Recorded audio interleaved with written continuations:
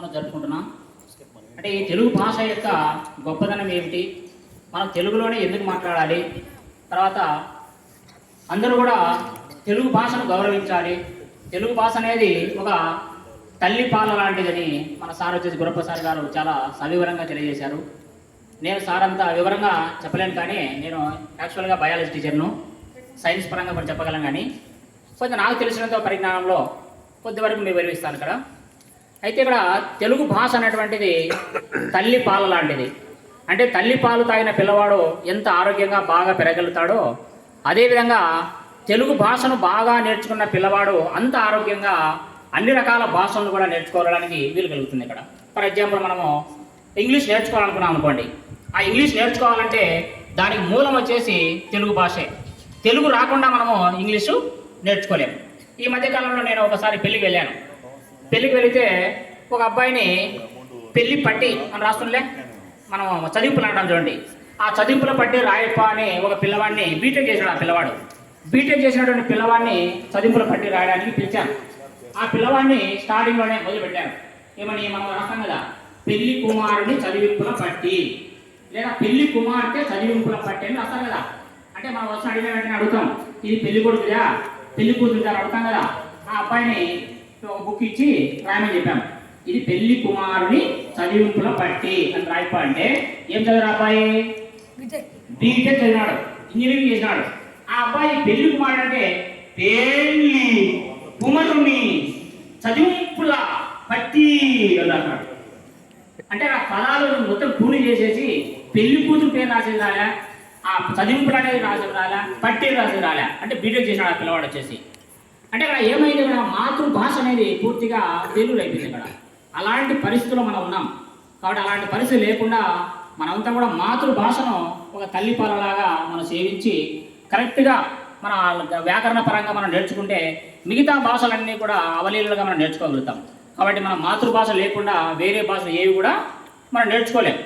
కాబట్టి ఆ భాష కూడా ఎలా ఉండాలి అంటే వ్యావహారిక భాష చెప్పారు సార్ వచ్చేసి. మనం గ్రాంధికంగా భాషలో మనం ఏమి నేర్చుకోలేం. వ్యావహారికంగా మనము ఒక్కొక్క ఏరియాకి వెళ్తే ఎలా మాట్లాడాలనేటువంటిది సార్ చెప్పారు సవివరంగా. తెలంగాణలో ఎలా మాట్లాడాలా, కోస్తా ఏరియాలో ఎలా మాట్లాడతారనే విషయాన్ని వచ్చేసి మనం కూడా మన లాంగ్వేజ్లో మన పిల్లలకి ఏది మాట్లాడితే అది అర్థమవుతుందో అలాంటి విషయాలు అర్థవంతంగా మాట్లాడితే అందరూ అర్థం చేసుకుంటారు. మనకు భాష యొక్క అవసరం ఏమిటి? భావాన్ని వ్యక్తీకరించడానికి ఉపయోగపడేదే భాష. అంటే మనలోని భావాలు, నాకు చాలా బాధగా ఉంది, నాకు చాలా సంతోషంగా ఉంది అనే విషయం తెలియజేయాలనుకోండి, ఎట్లా తెలియజేస్తాం? మనము ఒక భాష ద్వారా మనం వ్యక్తీకరిస్తాం. కాబట్టి మనలోని భావాలను వ్యక్తీకరించడానికి ఉపయోగపడే సాధనమే భాష అనేది. ఆ భాష మనము పర్ఫెక్ట్గా బాగా ఖచ్చితంగా నేర్చుకుంటే అన్ని భాషలను కూడా మనం నేర్చుకోగలుగుతాం. కాబట్టి ఇక్కడ మన యొక్క గిడుగు రామ్మూర్తి గారి గురించి తెలుసుకుంటే ఆయన గొప్ప మేధావి. ఆయన శ్రీకాకుళం జిల్లాలో దగ్గరలో 20 కిలోమీటర్ల దూరంలో పర్వతాలపేట అనేటువంటి గ్రామంలో ఆయన జన్మించాడు. ఆయన యొక్క కృషి అంతా కూడా వ్యావహారిక భాషలోకి అనువదించడానికి కోసం చాలా కృషి చేసినటువంటి మహానుభావుడు ఆయన. అంటే గ్రాంధిక భాష అంటే ఎవరు రచారు? ఇక్కడ మన మహాభారతం ఉంది, నన్నయ, తిక్కన, ఎర్రన ఇలాంటి వారు రచించిన భాష అంతా కూడా చాలా కఠినమైన పదాలతో కూడినటువంటిది. అలాగే మను చరిత్రను రచించినటువంటి అల్లసాని పెద్దలు ఉన్నాడు. అల్లసాని పెద్దన మను చరిత్ర అనేటువంటి ఒక గ్రంథం రచించాడు. ఆ గ్రంథాలు చదివేటప్పుడు ఆ భాషలో పదాలు మనకి ఏమీ అర్థం కావు. ఒకవేళ మహాభారతంలో ఒక పద్యం ఉంది, మీకేమో అర్థమైంది చూడండి, చెప్తాను. ఇక్కడ నేను ఎప్పుడో 3వ క్లాస్లో మా టీచరు డిక్టేషన్ చెప్పాడు. అక్కడ ఆ డిక్టేషన్ చెప్పినటువంటి పద్యం ఇప్పటికీ గుర్తుంది. ఆ పద్యాన్ని ఒకసారి వివరిస్తాను, అది మీకేమో అర్థమవుతుందని చెప్పండి. అదంతా గ్రాంధిక భాష ఎలా ఉంటుంది అనేది ఒకసారి చూడండి. భండన భీముడార్త జన బాంధవుడు జ్వల వానతూన కోదండ కళా ప్రచండ భుజ తాండవ కీర్తికి రామమూర్తికి రెండవ సాడి దైవమిక లేడు లేడను చుమ్ గడగట్టి భేరిక డాండ డడాండ డాండ నినదమ్ముల చాండము నిండా మత్త వేదండము నెక్కి చాటెదను దాశరథి కరుణా పయోనిధి. ఇది ఒక గ్రాంధిక భాష. అంటే మహాభారతంలో వాళ్ళు వివరించి చెప్పడానికి ఒక పద్యాలు ఇలాంటి గ్రాంధిక భాషలు ఉండేవి. ఇలాంటి భాష మనం విన్నాం, ఏమీ మనకు అర్థం కాదు. పాతకాలంలో డ్రామాలు వేసేవాళ్ళు, శ్రీకృష్ణ రాయబారం అని, తర్వాత రామాంజనేయ యుద్ధం అని, తర్వాత శ్రీకృష్ణార్జున యుద్ధం అని, ఇలాంటి డ్రామాలు ఎక్కడ చూసారా? ఇలాంటి డ్రామాలు మేము చూసాం. డ్రామాలు, నాటికలు ఇలాంటి పల్లెటూరులో బాగా వేసేవాళ్ళు. అలాంటి డ్రామాలు వేసేటప్పుడు పదం ఇంత ఉంటుంది, రాగము పదమేమో మూలుడు, రాగం వచ్చేసి బారుడు ఉంటుంది అని చెప్తూనే ఉంటారు ఇక్కడ. దానికి మనకి ఏమీ అర్థం కాదు. అలా అర్థం కాక ఇప్పుడు మనం డ్రామాలు వేసాం అనుకోండి, ఒక అర్ధ గంట కూడా మీరు కూర్చోలేదు ఇక్కడ. అదంతా ఏ భాషలో ఉంటుంది? అంతా కూడా గ్రాంధిక భాషలో, ఎవరికి అర్థం కాని భాషలో ఉంటుంది. దాని గురించి చెప్పడం కూడా కష్టమే. అలా ఫర్ ఎగ్జాంపుల్ ఒక జగదేవ వీరుడు అతిలోక సుందరి సినిమా చూసారా? ఇది ఓల్డ్ సినిమా, చిరంజీవి సినిమా. ఇది దాదాపు ఒక 15 years బ్యాక్ వచ్చిన సినిమా. ఇది జగదేవ వీరుడు అతిలోక సుందరి అని చాలా హిట్ సినిమా.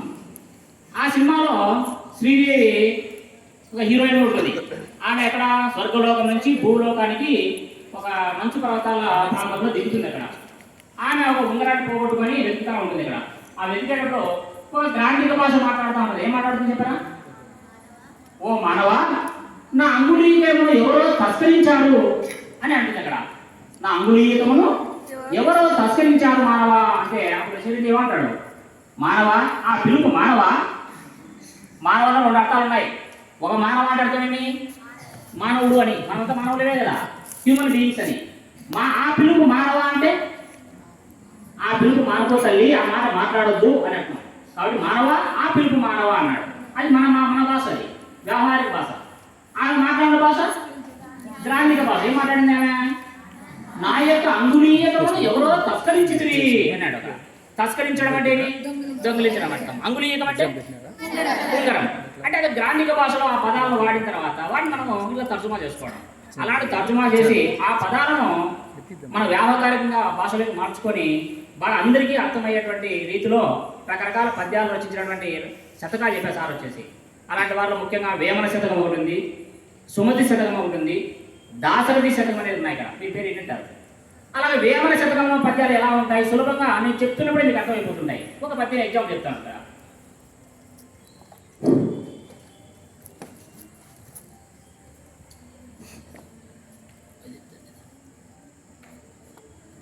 నీళ్ళలోన మొసలి నిగిడి ఏనుగు పట్టు, బయట కుక్క చేత భంగపడును, స్థాన బలిమి కాని తన బలిమి కాదయా, విశ్వదాభిరామ వినురవేమా. ఇక్కడ మీకు అర్థమైందా? నీళ్ళలోన మొసలి నిగిడి ఏనుగు పట్టు, బయట కుక్క చేత భంగపడును, స్థాన బలిమి కాని తన బలిమి కాదయా, విశ్వదాభిరామ వినురవేమా. ఈ పద్యం అని విన్నప్పుడు 50% అని అర్థమైంది. అది అర్థమైందా? ఏమర్థం? దీని అర్థం వినేటండి చిన్న పద్యాలలో. ఇక్కడ ఒక మొసలి ఉంటుంది. ఆ మొసలికి బలం ఎక్కడున్నంత వరకు ఉంటుంది? నీళ్ళలో ఉన్నంత వరకే ఆ మొసలికి బలం ఉంటుంది. ఏనుగునైనా బంధించగల శక్తి దానికి ఉంటుంది. ఎంతవరకు? అది నీళ్ళలో ఉన్నంత వరకే. నీళ్ళలో నుంచి ఎప్పుడైతే బయటకు వస్తుందో ఇసుక మీదికి చిన్న కుక్క పిల్ల కూడా దాన్ని ఆట ఆడించి చంపేస్తుంది. ఇక్కడ అంటే దాని బలము స్థాన బలమా, నిజమైన బలమా? అది స్థానం వల్ల వచ్చినటువంటి బలమే. మన వీధిలో కుక్కలు చూస్తుంటాం. కుక్క పిల్ల మన వీధి దగ్గర ఉన్నంత వరకు ఏ కుక్కను రానియదు. అది ఎంతవరకు? మీ ఇంటి నుంచి ఒక 5 ఇళ్ళ వరకు ఒక పెద్ద వేరే కుక్క వచ్చినా కూడా అది తోక ముడుచుకొని వెళ్ళాల్సిందే. దాని బలము మీ ఇల్లు దాటి జస్ట్ అటు పక్కింటి వెళ్ళింది అనుకో, వేరే కుక్కలు వచ్చి దాన్ని పొరతోనే కూడా తోక ముడుచుకొని అలాడుతూ ఉంటుంది. ఇక్కడ దాని బలం వచ్చేసి మీ ఇల్లే. అంటే స్థానం వల్ల బలం వచ్చింది, కానీ నిజమైన బలము ఆ ఏ ముసలిది కాదు అనేటువంటిది ఈ పద్యం యొక్క భావం. అంటే ఈ పద్యాన్ని మనం చదివేటప్పుడే ఒక 50% అంతా కూడా మనకు అర్థమయ్యేటువంటిది శతకాలు. ఇది వేమన శతకంలో ఉన్న ఒక పద్యం. అలాగే గ్రాంధిక భాష చూద్దాం. ఒకటి శ్రీనాథుడు ఉన్నాడు. విన్నారు పేరు? శ్రీనాథ మహాకవి, శ్రీనాథ కవి సార్వభౌముడు అంటాం. ఆయన వచ్చేసి కూడా గ్రాంధిక భాషలో చాలా మంచి మంచి కావ్యాలు రచించినటువంటి ఒక కవి. ఆయన ఆసుగా ఒకసారి ఒక ఇంటికి వెళ్ళి నీళ్ళు అడిగినాడంట. మనమైతే ఏమడుగుతాము? కొన్ని మన భాషలో అయితే, మన తాడపత్రి భాషలో 2 నీళ్ళు ఇరా అంటాం. ఇంకొంచెం క్లాస్గా ఉన్నప్పుడు ఒక గ్లాసు నీళ్ళు ఇస్తావమ్మా అంటాం. అంటే ఒక్కొక్క ఏరియాలో 2 నీళ్ళు ఇప్పి అంటే ఒక్కొక్క ఏరియాలో ఒక రకంగా మనము నీళ్ళు ఇవ్వడం అనేటువంటిది అడుగుతూ ఉంటాం. వాటర్, ఇంగ్లీష్లో అయితే కొన్ని వాటర్ ఇమ్మంటాం అట్లా. అలాంటి శ్రీనాథుడు గ్రాంధిక భాషలో నీళ్ళు ఇవ్వడానికే ఒక పద్యం చెప్పాడంట. ఏంటనేది ఒకసారి వినండి. సిరిగలవానికి చెల్లును తరనుల 16,000 దగ పెళ్ళాడం, తిరిపెమునకిద్దరాండ్రా పరమేశ గంగ విడుము పార్వతి చాలు.